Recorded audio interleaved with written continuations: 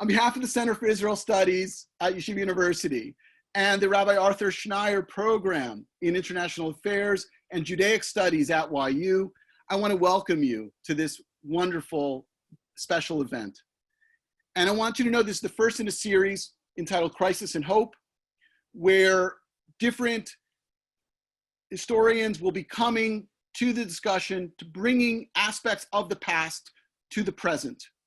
Our next talk, which will be in 2 weeks, will feature Professor Jess Olson in conversation with John Madoff, the founder of Zion 80 and Chant Records. We'll be discussing music, race, and cultural synthesis in Jewish music and arts, and issues faced by creative workers in today's world. It's going to be a really fun and really insightful conversation. Very excited for that, and more information will be coming. But now for our today's event. There are moments in life which call upon us to act, to reflect, to speak, and to grow. I believe that we are indeed living in these times of calling. It is upon us to listen with humility and empathy. We need active listening these days, deep listening, and an opening of the heart to hear words which may cut, may challenge our comfortable sense of who we are and how we fit into the wider tapestry of the world. And in listening and processing, we can find our orientation and see a path towards action. You're all here today because you heard that call. And I'm so honored to have Rabbi Saul Berman to help us listen and reflect and think about how we are to rise to this historic moment. Rabbi Berman's reputation for depth of Torah mastery is well known. For decades, he has been able to translate the Torah into a modern idiom, which challenges us to live a life of Kedusha, Chesed, and Tzedek.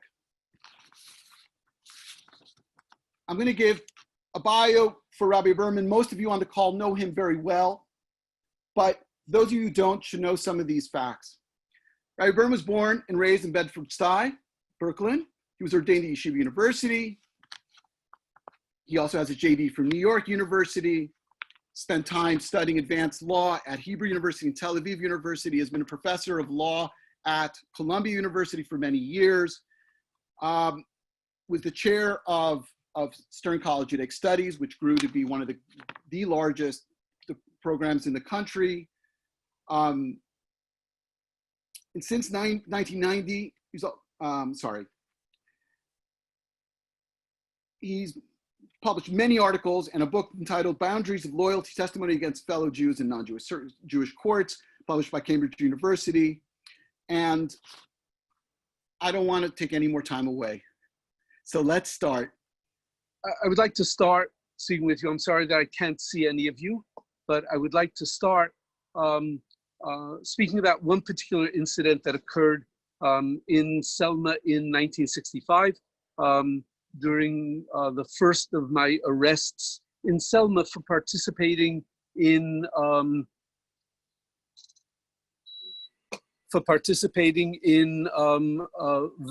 voting rights attempts and protest demonstrations in Selma. While we were arrested,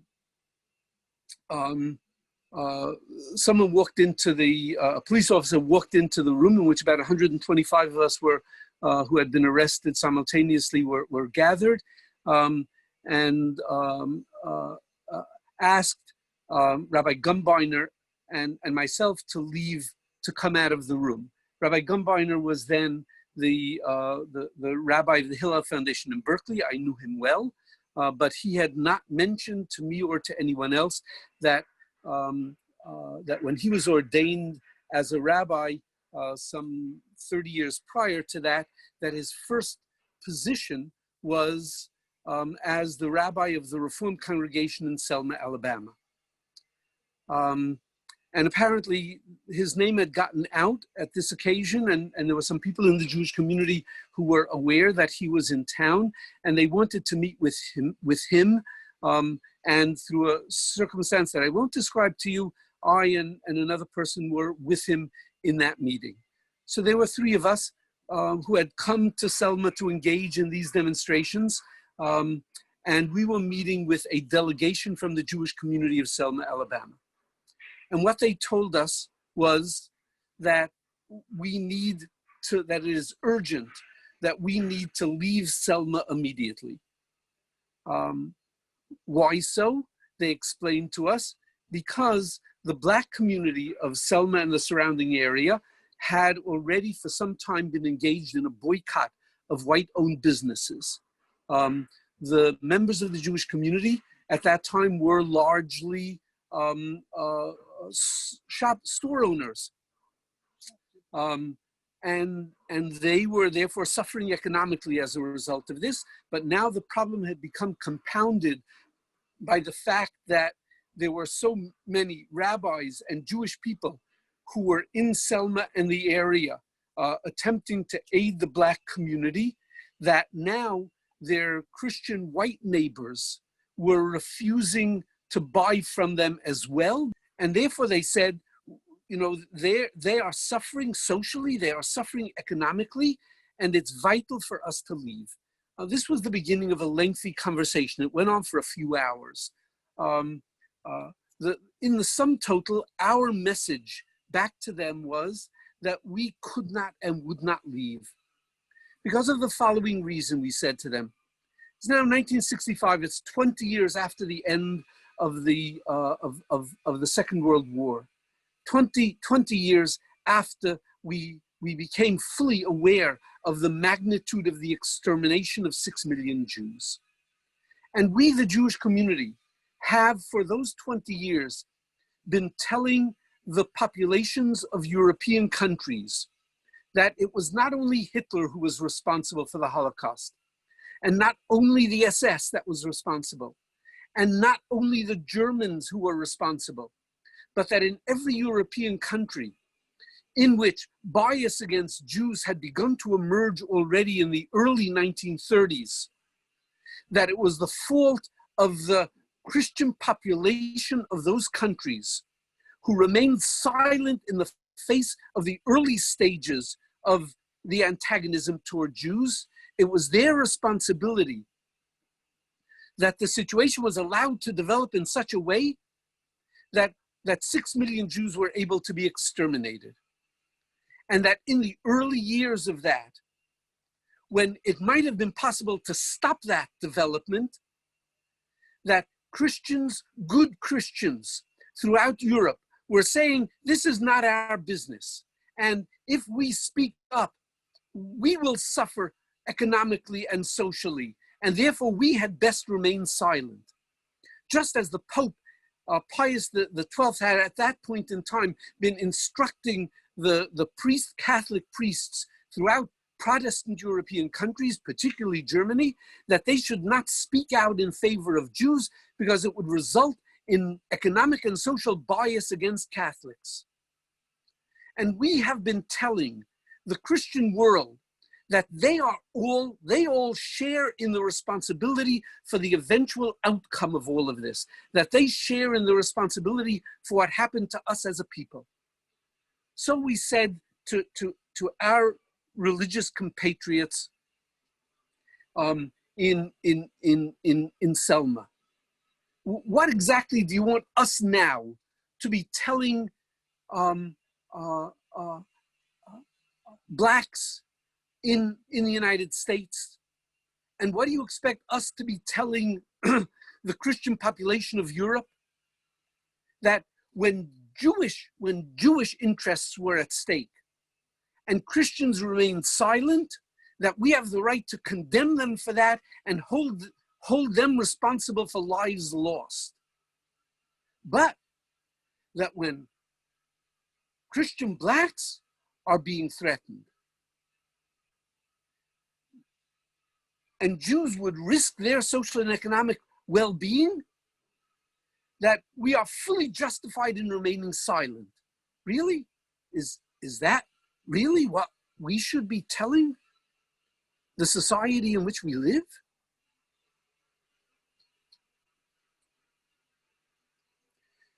We told them that we would do everything within our power. If they felt that remaining in Selma was untenable for them socially and economically, we would do everything within our power to persuade the organized Jewish community to support them economically and to enable them to move elsewhere if that were necessary, but that we would not leave. It was a very difficult meeting, as you could well imagine. And we did not part friends after the hours of discussion of this matter. But to this day, I feel that we were correct in what we were saying. And let me explain some of the background for why I feel that was the correct thing for us to be saying. In 1972, I was studying the Sugya of Pidyon Shvuyim, of redeeming hostages, and preparing to teach that matter in my courses at Stern College. And in the course of that teaching, I also became aware of the extraordinary nature of sexual abuse of prisoners in American prisons. And so I had a conversation with Rav Soloveitchik. I said to the Rav, in the light of this extraordinary situation of sexual abuse of prisoners in American prisons, and the fact that this is a well-acknowledged issue in the history of Torah, and that in fact, the Mishnah already speaks of the fact that in situations in which hostages are subject to sexual abuse, that there is a distinctive obligation resting upon the Jewish community to redeem fellow Jews from captivity. Is it the case, I asked Rav Soloveitchik, that any Jew who is in an American prison should be considered by halakha to be a shavui, should be considered by halakha to be in effect a hostage, whom we, the Jewish community, are obligated toward and have to expend special energies to redeem from their captivity, to get them out of prison, because we have a special responsibility toward fellow Jews to redeem them from captivity, from the state of being a shavui. Rav Soloveitchik thought about the matter for a little while, and he responded as follows. He said, no, that's not the case. That is, if a Jew here in the United States has been indicted of a crime, tried and convicted in the courts of the United States, and is now in a state or federal prison here in the United States, that person is not to be considered a shavui. However, said Rav Soloveitchik, this is a damnable situation. We should not allow this situation to exist. But we should not address this as a distinctively Jewish issue, and we should not make this an issue for Jews to attempt to create special benefits for Jews within that circumstance. Our responsibility then is, as citizens of the United States, to assure that we use all the efforts that we can to change that reality. Now, I understood the Rav to be telling me something very simple and straightforward.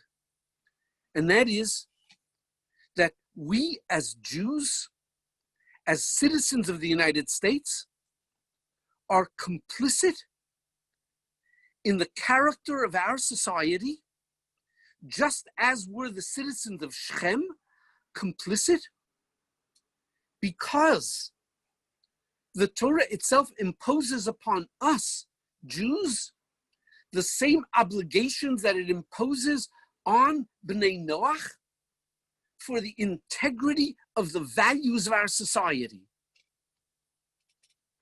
And of course, the truth of the matter is that that's clear in the Torah itself. That's clear. If you take a look at Vayikra Perak Yud Tet, right, the beginning of Parshat Kedoshim, where the Torah teaches us, Kedoshim Tiyu, right, you shall be holy. And it then lays out the magnitude of the holiness that the Torah calls us to. And in the course of doing that, in an extraordinary sequence of 10 psukim, what does the Torah tell us, beginning in Pasuk 9? That we bear an obligation for the support of the poor. That we have a duty of respect for private property of all citizens. That we may not engage or support economic fraud. That we may not engage in lying or in the desecration of God's name through Chilul Hashem. And the Torah then continues, it doesn't just stop there. It speaks to us of the crime of Oshek, which is fundamentally the crime of the economic exploitation of people who are vulnerable. That we cannot engage in that, just as we cannot engage in robbery, in violence against other persons in relation to their property. That we may not delay the paying of workers, particularly of day laborers. That we have a special duty of protection to the disabled, to the cheresh, and to the iver. And in that context, that lifnei iver lo titein michshol, that we're not permitted to place a stumbling block before the blind, which doesn't only address a literal prohibition, it addresses a figurative prohibition that I'll come back to momentarily. That all of that is part of what it means to be God-fearing, v'areitam elokecha. That we have a duty to prevent injustice in the society, that we may not allow the justice system to practice favoritism and justice, neither the favoritism toward the poor nor favoritism toward the wealthy, that we have a duty to sustain righteousness in the judiciary, that we may not engage in verbal abuse against others, that we have a legal duty of rescue related to the life and health and well-being of others, that we are not permitted to hate, that we have a duty of chastisement in situations in which we discern others engaging in wrongdoing, that we may not allow hatred to exist in our society, that we don't have the right to engage in vengeful action or verbal revenge, and that all of that is connected to the ultimate duty of ahava, of love of Reah, of love of Ger, of love of Hashem. Says Hashem, Ki ani Hashem Elokecha. I'm the Lord your God. In that framework, the Torah includes the mitzvah of lifnei iver lo titein michshol. And when Chazal deal with the law of lifnei iver lo titein michshol, and they insist that it really has a figurative as well as a literal meaning, that is, that we are not permitted to aid and abet others in the commission of wrongdoing. So the Gemara insists on offering two examples of that. What does it mean to aid and abet others? So one illustration that that Chazal offer is offering wine to a Nazir. A Nazir who has taken an oath not to drink wine, and if he doesn't have wine available and you bring the wine to him and you support him in his effort to drink wine, then you are in violation of lifnei iver lo titein michshol. And that correlative to that, you have the duty of tochacha. You have not only the duty not to directly aid him, you have the duty to chastise him, to attempt to be mafrish oto min ha'isur, to attempt to separate him from that isur, and that if he desires to do that, that you can't even support his desire to do that, even through your silence of sort of shrugging your shoulder at his desires and saying, was geht mir an, right? What difference does it make? Do what you want to do. The second illustration of that the Talmud offers is offering Ever min hachai leben Noach, offering meat which is a limb torn from a living animal, offering that to a ben Noach, because that is one of the Sheva Mitzvot b'nei Noach. It is one of the 7 Noachite commandments. Noachites are not permitted to engage in that kind of cruelty, even toward animals, by tearing meat from an animal in order to eat it, and leaving the animal simply to be suffering in its pain. Meaning that this law of lifnei iver lo titein michshol applies not only in our relationship to Jews, but in our relationship to non-Jews. And that's exactly why the sugiyot in the Gemara that deal with this, also illustrated by the impermissibility of selling weapons to people who might use those weapons in acts of violence against other citizens. And it doesn't matter whether this is within the context of Jewish society or the context of non-Jewish society. Our enabling, even through our silence, our enabling the performance of social evil constitutes violation of L'fnei ver lo titein michshol, constitutes a default in our responsibility of tochacha in order to achieve the Sheva Mitzvot Bnei Noach within the context of non-Jewish society, for which all of the citizens of Shechem were punished. Whether you take the approach of the Rambam or the Ramban to the justification of the brothers killing all of the citizens of Shechem, there is an unequivocal understanding that we bear that responsibility to just societies within which we live.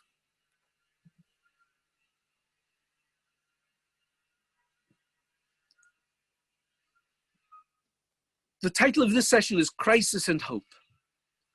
So what is the crisis that we're confronting? We are not only confronting a health crisis for the nation as a whole, in which senior citizens in particular, and Blacks and people of color in particular, are especially vulnerable, but we're also confronting another crisis. It's not the crisis of racism per se. It's the crisis of the values of our society. Because if our society can allow a particular segment of our society to be more threatened in their lives and health than any other segment, if it can tolerate the presence of levels of poverty in a particular segment of the society that are greater than in any other segment of society, if it can allow the educational resources of the society to be offered to some, but not to all, if it can allow the dehumanization, the imposition of indignity to be imposed on one segment of the society rather than another, if it can allow the deprivation of education and a deprivation of voting rights to be suffered by one segment of the society greater than another, if it can allow prison policies to result in the indignity and abasement of a particular segment of the society to a greater degree than others, then we know that we exist in a society which is in the midst of a crisis as to its values as a society. And the fact is that we do exist in precisely that circumstance right now in our society, in this extraordinarily, fundamentally good society of America. Right? A society with which poskim right and left in all directions have ultimately decided is a society of chesed, recognizing that we therefore exist in a different state of responsibility to that society than that in which we would exist if it was a society that was at its core corrupt. We cannot allow our relationship to this society of chesed to in turn think that loyalty to this society is manifested in our silence in the face of these deprivation of rights. Because loyalty to the society does not mean supporting evil. Loyalty to the society does not mean to enable indignity and lack of rights by shrugging our shoulders. We cannot allow this society to think that for us as Jews, the indifference to such evil validates these wrongful elements within society. The Revel already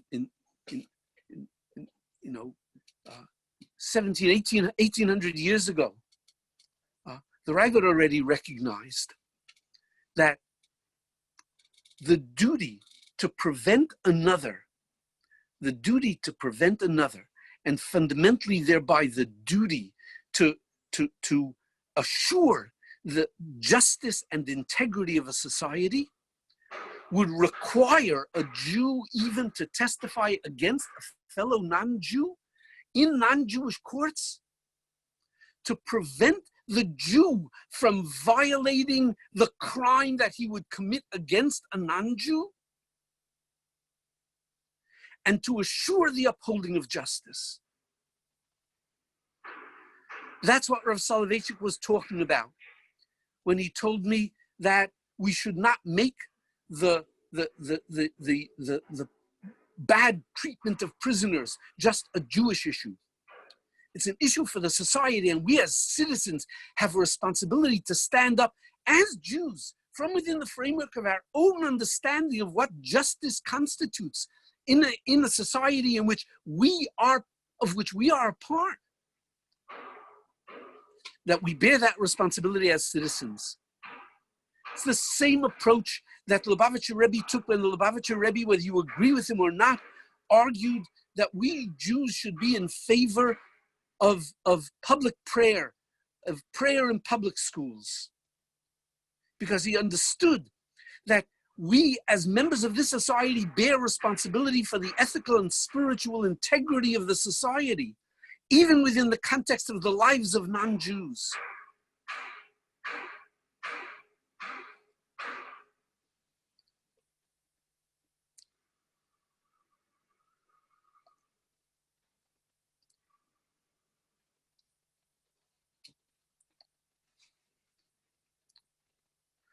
So I understand that someone might say to me, but look, should we really join in protest demonstrations around these kinds of matters? So my answer to that question is that the First Amendment of the US Constitution,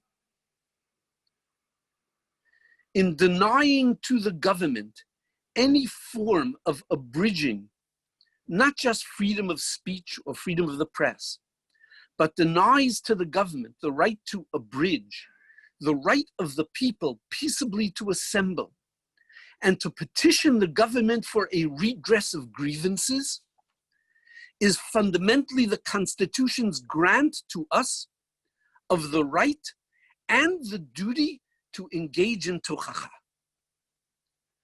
Because I believe that public demonstration in this particular free democratic society is a form of fulfillment of the mitzvah deoraita of tochacha in relation to the condition of the social values of the society. I must tell you that I have, over the course of my many years of sort of active engagement in Jewish life and in the life of this society, I've engaged in many demonstrations.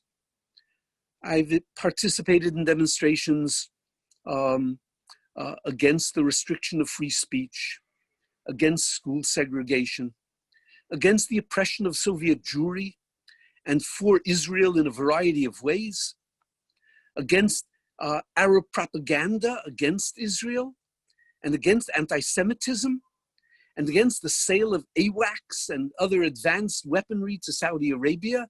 I've participated in demonstrations against Arafat being allowed to speak at the United Nations. I've engaged in demonstrations against the restriction of voters' rights, against the Vietnam War, and demonstrations against the war in Iraq, and demonstrations against the genocide in Darfur. This is distinctively a moment of hope in American society, precisely because of the demonstrations that are now going on in cities and towns across this country. And we, the Jewish community, need to be fully engaged, not only in those demonstrations, but in the attempts to resolve the issues that justify our participation in those demonstrations as fulfillment of the mitzvah of tochacha, of chastisement to this society of which we are a part and in which we are free citizens able to exercise our votes, to protest against those elements of corruption that our society still needs to address. Because tochacha is not a mitzvah which is time-oriented. Tochacha doesn't exist as a mitzvah, as lifnei verlo titein michshol does not exist only as a mitzvah at a particular point in time or in a particular place. Because in the life of every individual, in the life of every society, there are moments when the individual and moments when the society sort of submit to temptations to allow their material interests to supersede their ethical responsibilities. And when that happens, we, every one of us, need to recognize our responsibility to participate in demonstrations, to rise against those forms of corruption. So people will say to me, well, but look, should we really join like in calling for Black Lives Matter? Right. After all, it's only Black Lives Matter that matter. So let me tell you something. I happened to be in St. Louis right at the time that the events that had occurred in St. Louis gave rise to Black Lives Matter. And I was at a major meeting of students and people began to chant Black Lives Matter, and a counter chant began saying, no, you shouldn't say Black Lives Matter. You should say the life of every human being matters, which is true. The life of every human being matters. So let me ask you a question. When Rav Soloveitchik in 1956 delivered his speech, Kol Dodi Dofek, which exists now in quite an extraordinary English translation. And in that speech, the Rav said in relation to the fifth of the knockings, the fifth knock, said the Rav, is perhaps the most important of all. For the first time in the history of our exile, divine providence has surprised our enemies with the sensational discovery that Jewish blood is not free for the taking, is not hefker. Shadam Yehudi eino hefker. So let me ask you a question. When he and then others of us then recognize that we need to see that as a critical call, that Dam Yehudi is not hefker, that Dam Yehudi eino hefker, did that mean that Rav Soloveitchik thought, or that any of us thought, that it's uniquely the blood of Jews that's not hefker, but the blood of every other human being is hefker? Of course not.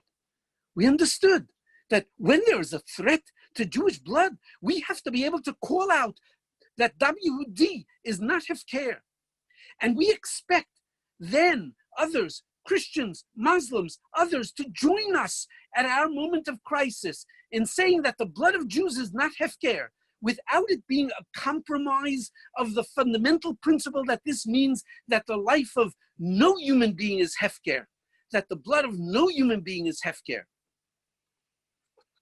And do you think for a moment, that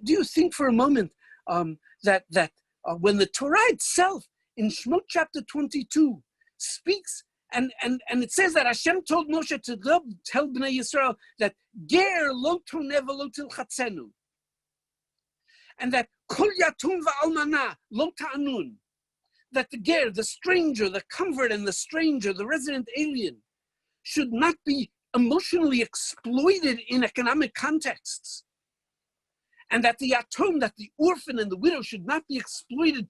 Do you think for a moment that that meant for the Torah, that meant for God, that it was only the ger or only the yatom and the almanah who should not be exploited?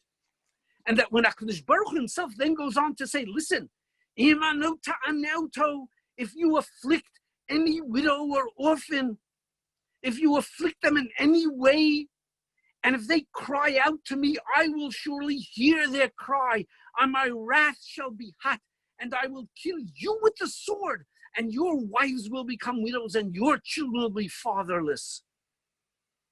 Do you think HaKadosh Baruch Hu meant that it was only impermissible to economically exploit the particularly vulnerable, the ger, the atum, and the almanah, and that meant, oh, you're free to exploit anybody else, of course, but not, we're only talking about the ger, the atum, and the almanah, of course not.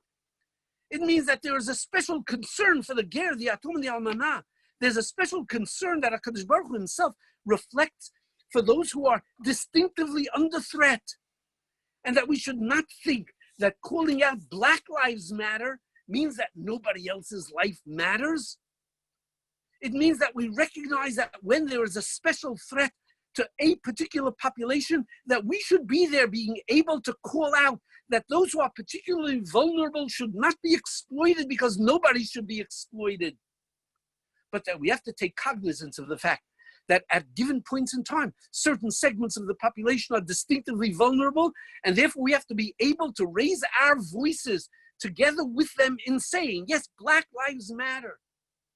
Because when they are particularly vulnerable, then we have to be willing to raise our voice with them, as we expect and expected leaders of the Black community back in the 1960s when Soviet Jewry was under threat. And Martin Luther King Jr. was able to raise his voice, not in public gatherings to Jews, but in Black churches. When he was able to tell his Black compatriots, citizens of the United States, that as long as his brother Jews in the Soviet Union are oppressed and prevented from practicing their religion, then none of us have freedom of religion. And we have to be able to say that reciprocally. But someone may say, but isn't there anti-Semitism in the Black community? Yes, of course there's anti-Semitism in the Black community. Do you think there's no anti-Semitism in the Catholic community? In the 1960s, the Catholic community was the center of American anti-Semitism. The highest percentage of anti-Semitic believers of any religion was in the Catholic community. And to this day, you think there is no anti-Semitism in the Catholic community? You think there is no anti-Semitism amongst the fundamentalists evangelicals? But Aguda is busy making alliances with the Catholic Church around common interests. Religious Zionists are making common interests with evangelicals around issues of support for Israel. Does that mean that in making common cause with them around a common issue of support, that means that they are validating their anti-Semitism? Of course not. It means that we understand that in a pluralistic world, that we have to live well together with others, and living well together with others means that we have to recognize the areas of commonality where we have to be able to work together, and the areas of difference where we have to be able to speak our difference. So we have to be able to tell supporters of Black Lives Matter that they should not be anti-Semitic, they should not be anti-Israel. But that doesn't mean that we can't collaborate with them in the process of gaining voting rights for citizens. It doesn't mean that we can't collaborate with them in protecting the well-being and the lives of Black citizens. We have to be able to collaborate with them, much as we would expect them to collaborate with us in our moments of need. And in all of that, and with this, I'll end and let you ask whatever questions you would like to ask me. One story, it's back in Selma, in that same period of time. It was a different moment of arrest. I was arrested and we were in jail, this time with about 250 people, and the chief of police, chief of public safety of Selma, asked to meet with all of the clergy who were present at that time. So about 40 clergymen were present at the time, small group of rabbis, others, and we, it was Friday night. I mean, it was not simple to have observed, Shabbat in jail and to fulfill all of the Doraitot and whatever the Rabbanans I could fulfill in Friday night and Shabbat. During that Friday night, the head of public safety of Selma called for a meeting with the clergy in the room. And he said to us as follows. He said, I understand that you're here for a righteous cause. I understand that you're here because you really want to help the young blacks in this community grow up in a different kind of society and have the right to vote and have the right to an education and have the right not to be part of this tracking straight from school into prison. I understand that, he said. But let me tell you something. You know, there are about 50 young blacks being in that holding pen with all of you. And I know many of them. They're here from Selma. And let me tell you something. If I book all of you, including them, you will be responsible for the destruction of the whole of the future of their lives. Because, he said, if they are booked and it's on their record that they were arrested here for this kind of public demonstration in matters of civil rights, they will not get into any educational program that they want to get into. They will not even get into a trade program. They will not be allowed into any white-controlled union in this area. They will not be able to get public housing. They will be denied all of the essentials of their future lives. So I understand you mean well, but let me tell you that what you're doing now will result in the destruction of their futures. So let me make an offer to you, he said to us. I will not book any of you. I won't book them, I won't book you. If you all just promise to leave Selma now. So we said to him, we need to have a discussion about that. This raises a very serious ethical issue for us. We need to discuss it. So we went back out into this room where there were these, you know, as I said, about 250 people. We were 40 of us. We sort of appropriated one corner of the room and we began to discuss this issue. But it didn't take long for the subject of our discussion to permeate beyond our borders to everybody else who was there. And a striking thing happened. For the young whites who were there, who had come, many of them Jews, who had come from all parts of the United States in order to participate in the attempts to gain voting rights for blacks, and in the hope of participating in the march from Selma to Montgomery, which was supposed to take place that day and a half from then, on that Sunday morning. For them, it seemed perfectly reasonable that we 40, all of us white priests, ministers, and rabbis, well, actually no priests in the group, because the Catholic bishop of the area had forbidden the Catholic priests from participating in this. In any case, it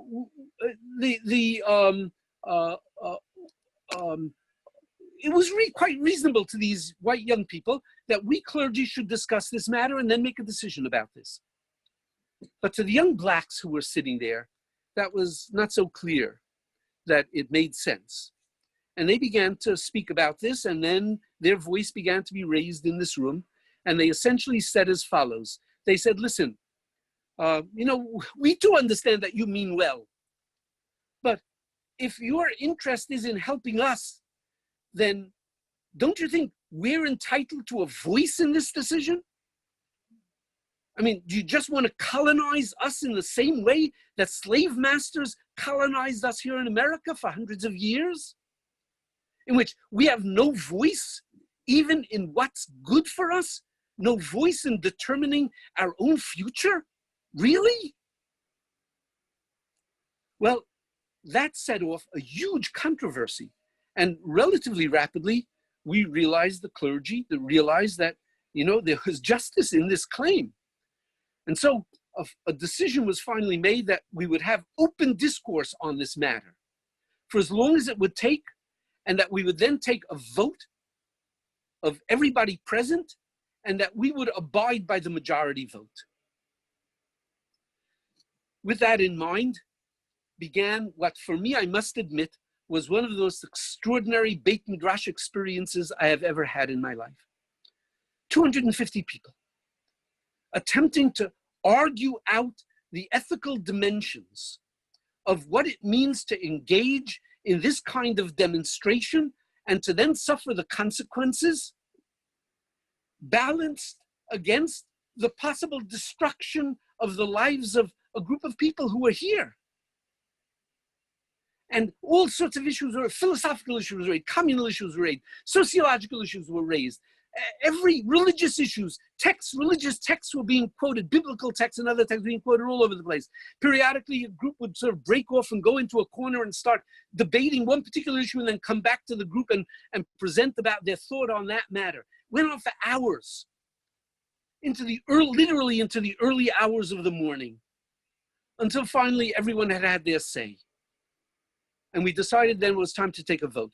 We took a vote, and by vast majority, the vote taken was that we, the clergy, should remain, that we needed to remain, that this was an issue that required us to suffer the consequences of attempting to engage in this kind of tochacha, this kind of chastisement of the society.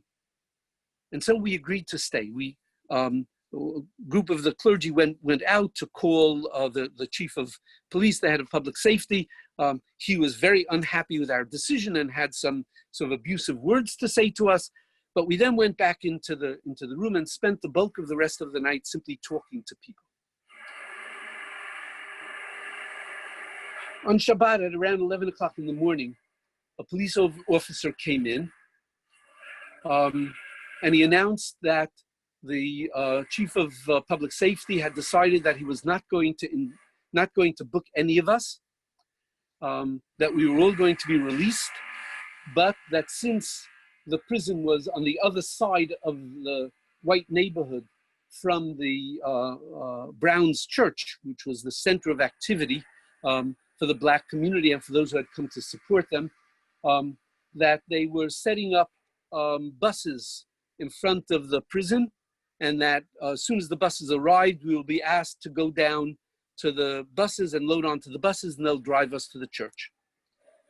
So I was sitting at that point with a young Black fellow whom I had spent a lot of time that night talking with, and really an extraordinarily self-educated young man. And we had spoken about all sorts of stuff. And when this announcement was made, I sort of turned to him and I said, this is my Shabbat, it's my Sabbath, and I don't ride on the Sabbath.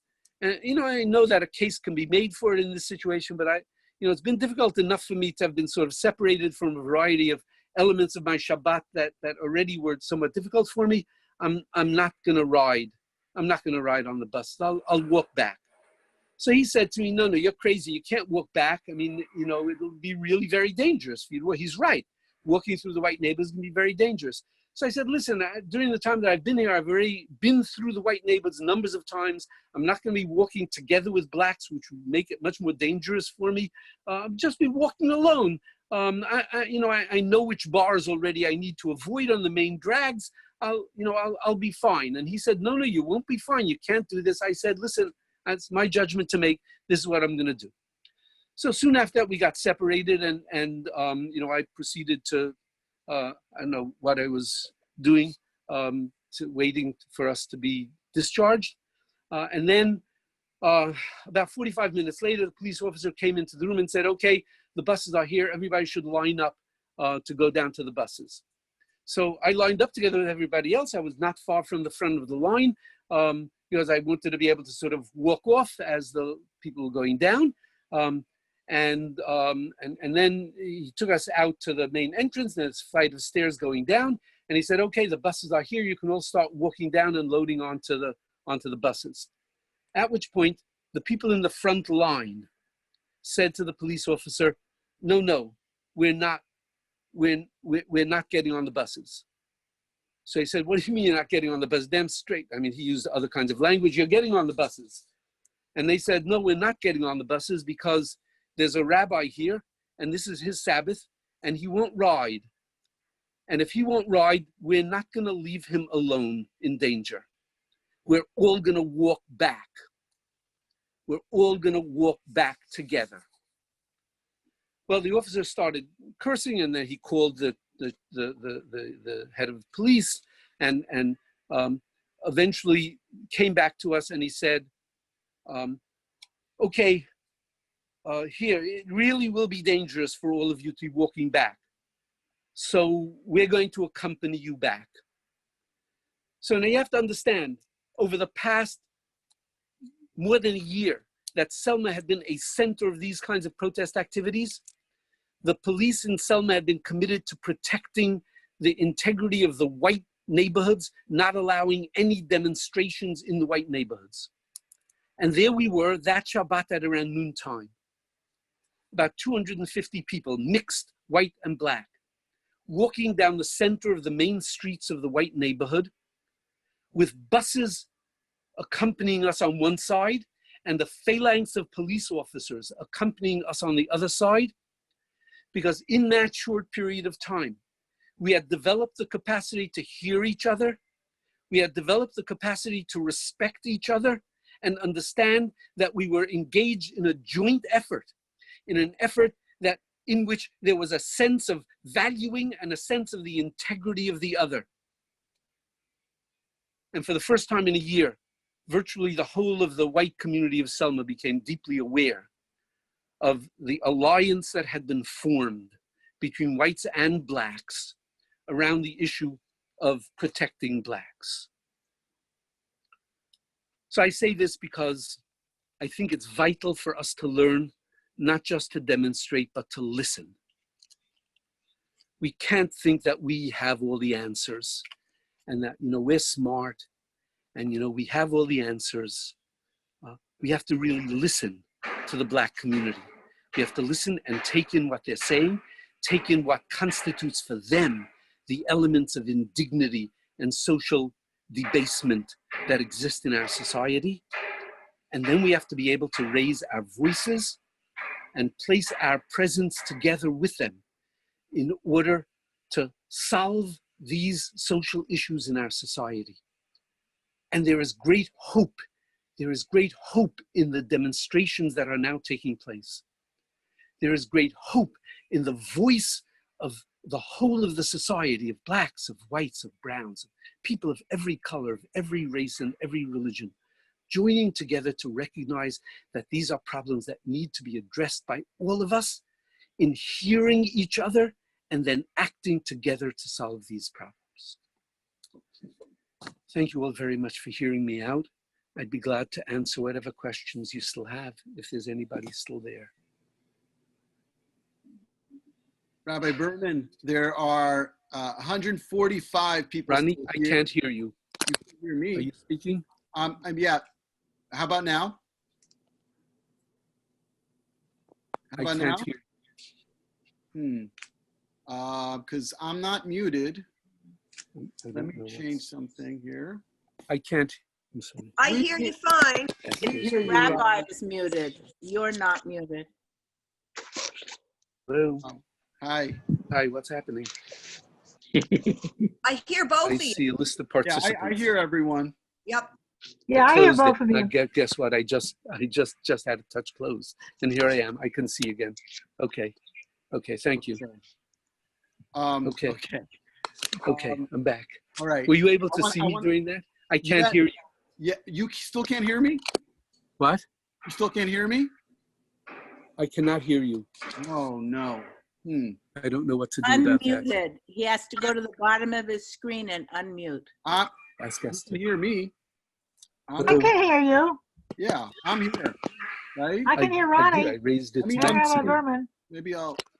Rabbi, go to the bottom of your screen and unmute yourself. No, we can hear you. We can hear Rabbi Berman. It's unmuted. The Zoom itself is unmuted. We hear you. Yeah. Rabbi Berman, you can't hear us? I got it. It's Shirley. Can you hear us now? No, yes, I can hear you now. Okay, so I'm going to take questions from the chat. Okay. I'm seeing the questions are really have two. Rabbi Berman, you can hear me, right? So the questions that I'm seeing are two basic trends.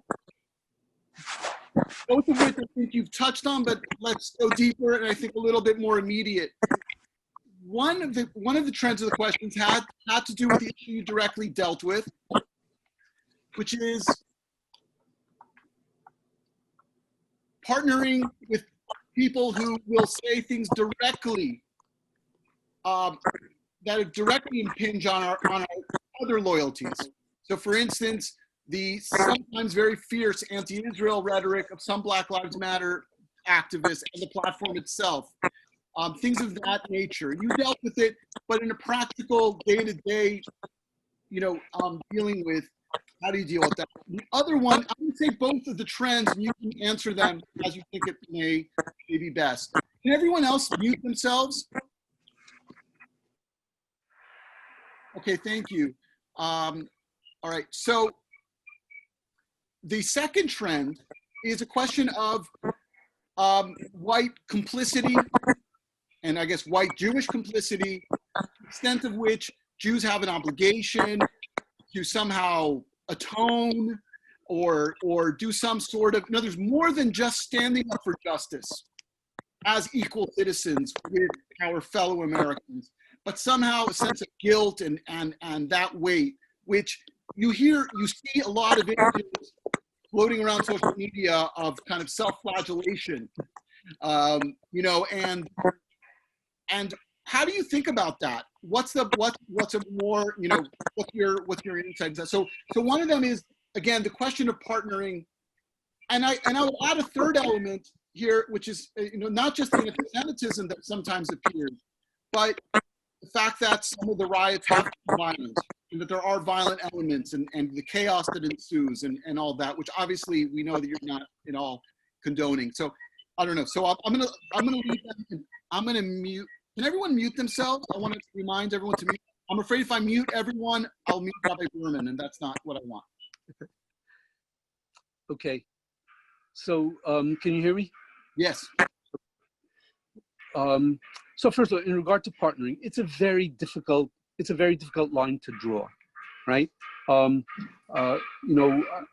think that in the early stages of Black Lives Matter, when there were virtually no Jewishly committed people engaged, who were sort of watching out for Jewish interests sufficiently, it became possible for people who really hate us, and people certainly who hate Israel, to have their voice heard within Black Lives Matter in a manner that was way beyond what would otherwise have been present. So let's say the women who wrote that sort of deeply anti-Israel screed that became part of the Black Lives Matter platform. Remember, Black Lives Matter was an organization of 70 different organizations. It was a coalition of about 70 different organizations. She volunteered to write that, and nobody else stood up to write anything else, and so she wrote it, and like all of the others, it sort of made it in there. I think that in these kinds of situations, we need to participate, and we need to raise our voices in regard to these other issues without thinking and making the argument as best we can that other issues should not be part of the agenda. Now, that doesn't mean that we'll always get our way. We won't always get our way, but I think that there's grave danger to us in walking away from any situation in which the anti-Israel voice or an anti-Semitic voice has already populated the environment. So I recognize that there are certain organizations which are devoted to anti-Israel activities. If an organization is devoted to anti-Israel activities, if an organization is devoted to BDS, then I don't think that we should partner with them if they also happen to be doing something else that's non-BDS. But on the other hand, Black Lives Matter is not primarily about Israel. It's not even marginally about Israel, right? It's just that in consequence of this whole way of thinking about the interlocking nature of oppression and the fact that all oppressions are integrated, and that therefore, when you talk about when you talk about Black issues, you can't really talk about Black issues without talking about international issues as well and stuff like that. Okay, so that's there. We have to assume that that's simply a piece of the reality, but I would say that we need to participate as much as we can. Now, sometimes we'll get pushed out, because sometimes there'll be, organizations that will say, no, if you're pro-Zionist, you can't be a participant here, right? So if we get pushed out, we get pushed out. But I think we need to fight to stay in, precisely because it is part of when the issue at stake is part of our responsibility as citizens, and thereby responsibility as Jews, we need to battle to stay in. Now, with regard to the guilt issue, I don't, you know, I'm sort of too old to think that, that people don't make mistakes and that societies don't make mistakes. And I don't think that we are obligated to atone for, or that we need to feel guilt about the genocide of the Native American population, part of it intentional and part of it unintentional. We don't have to atone for the introduction of slavery. I mean, you know, this date of 1619 is not really the introduction of slavery into North America. There were slaves, and there were definitely blacks in North America already in the 1500s, in the mid 1500s. But I don't think that we have to atone for slavery. But I think that we do have to assume responsibility for the effects of those errors of the past in the present. So, you know, I don't think that we have to atone for, you know, for the criminality that existed in, you know, certain segments of American society. But I think that we do have to assume responsibility for establishing equality in our society and not allowing the wrongdoing of the past, even though in the past it might have been seen as moral for whatever reason. I don't think that we have a responsibility to let those continue. I don't think we have the right to let them continue. We have to look at the consequences of that in the contemporary society and then attempt to achieve our belief in what is justice within the context of this society as it currently stands. You know, and I think that when the Torah says, when HaKadosh Baruch Hu says to us, Lo tesa'ev Mitzri, ki ger hayita ba'artzo, you shouldn't hate the Egyptians because you were gerim, you were strangers in their land. It doesn't mean we were converts in their land, right? It means that before we got enslaved in Egypt, we were rescued from the famine that was going on in Canaan. And we apparently lived well for, you know, 150 years or so in Egypt. And we should not hold all succeeding generations of Egyptians responsible for that. We have to remember the period of enslavement. And we have to learn from our enslavement. And from that enslavement, we have to learn not to treat anybody else in our own time and place that way. But we don't have to hate the people who in the past did things that, you know, we don't have to hate their descendants. So I don't think that, you know, I'm not prone to guilt feelings. I mean, I don't, you know, my parents were, you know, never owned slaves, and my bubbies and zadis growing up in Lita and Poland and wherever else did not, you know, own black slaves and did not contribute to the, you know, but nevertheless, this is an evil within our society that we bear a responsibility to address. Then, with regard to the third issue that you raised, the question of violence, it is very difficult to maintain order in major demonstrations. I mean, we, the Jewish community, have had that same experience in a much lesser form in the context of a period of time in the 1970s when Meir Kahane, knowing that the media will grant coverage to violence in a manner that goes far beyond any other peaceful demonstration, which has been confirmed even in the current situation. And the media, I believe, are part of the problem here, not part of the solution. You'll excuse me. They will excuse me, or if they don't excuse me, they won't. But I believe that, you know, it is very difficult to maintain order in a mass group where there are competing interests that have a different purpose.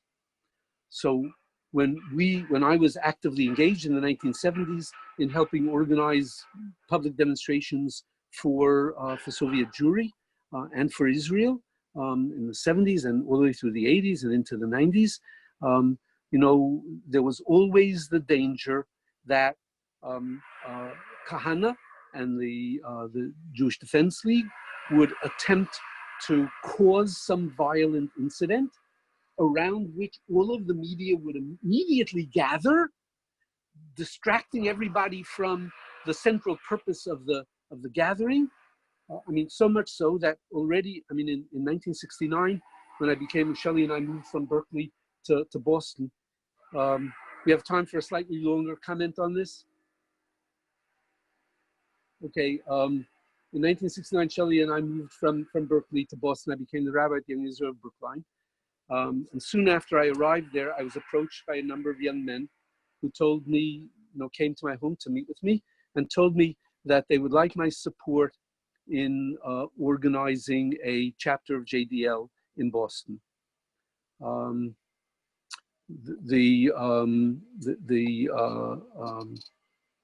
My response to them was, what are you interested in doing? They told me they're interested in doing they're doing demonstrations for Soviet Jewry and demonstrations in favor of Israel and stuff like that, and a variety of other things. And I said, look, I can't stand in your way.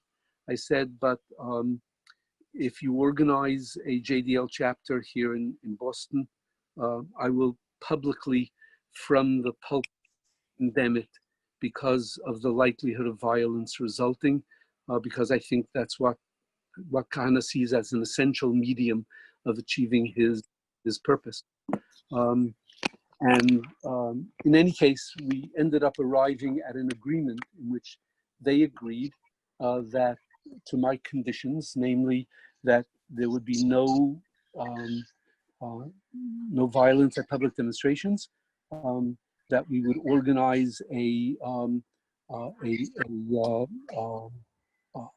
team of people, both Jews and blacks, to create patrols, safety patrols in Dorchester and Mattapan, which were then changing neighborhoods, and lots of elderly Jews were being left behind, in consort with the black clergy and the police. And we basically were able to do that, despite the fact that Kahana was furious about it, because he believed that it was contrary to what he was trying to build. But the reality is that it is when there are people with a different agenda, it is extremely difficult. It is really exceedingly difficult to, one second, exceedingly difficult to control for every other interest. Now, that's what I see. That's what I see that happened. That is, the people who were organizing the demonstrations were interested in doing peaceful demonstrations. There were other people around who had different interests. And it's very difficult in the context of those demonstrations to control those competing interests.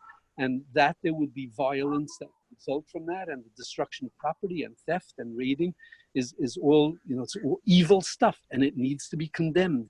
And it was condemned by all of the organizers of the demonstrations. I don't think that excuses should be made for those people who are engaging in those kinds of actions, because I think that that kind of criminality needs to be condemned wholeheartedly. And people should not make excuses for those, for those violations of the societal norms.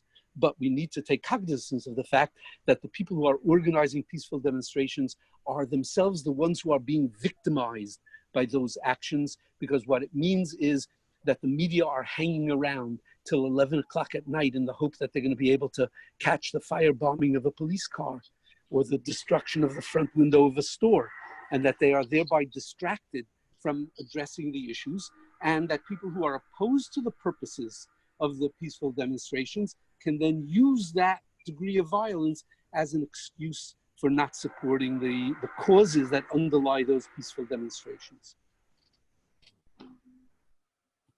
Thank you. We have a few more questions, but the time has run over a bit, and it's clear to me that we need to have a follow-up some point, either in the next few weeks or the fall. And there's so much more to go into here. Yeah, I'm seeing a lot of people. Yes, yes. I really want to do that. I want to assure everyone that's on this call that we will make a recording available soon. We need to touch up some edit it a little bit so it sounds good. We will make that available so you can share it. I think there is so much here for us to unpack and to think about. And I look forward to a subsequent event that we could, with much better tech. I want to also apologize. It's our first time we put this together in the wake of the uproar and the chaos, and we will get the tech perfect next time. We have great tech people, and we will get them to do it right. And so next time you won't have this problem. Good job. I want to just thank all of you for making time in your day. I want to thank, again, our sponsoring, Professor Steve Fine, the Center for Israel Studies, the Rabbi Arthur Schneier Program in International Affairs, Judaic Studies at YU, and our guest, Rabbi Berman, who continues to be a light and bring us, to real strength to strength. Michael L'chail. So thank you. Thank you all very much. Thank you, Ronnie. Thank you. Thank Saul. you. Won't be forgotten. We will get to them next time. Thank you. Thank you, Rabbi Berman. Thank you, Rabbi Berman. Rabbi Berman. Thank you. Thank you, Rabbi Berman. Thank you, Saul. Thank you, Rabbi Thank you, Ronnie. Thank you very much. Thank Such a you, Rabbi treat to Berman. hear you. Such a treat. Thank Hey, you. Lori. Worth the wait. Bye, John. Thank you for this and 55 previous years like this. Amen. Amen. Keep the pressure on. Thank you, Rabbi Berman. The faith. Thank you, Rabbi Berman. Thank you, Rabbi Berman. Did you say thank you? Zygason from Montreal. Oh, thank you. The Thank demonstration you. there. Thank you to Professor Ronnie Perelis. I want to point out, that's my mother. We have people on this call from Israel, from South America, from Europe, all over the country. And so clearly there's a need and there's an interest. And it's wonderful.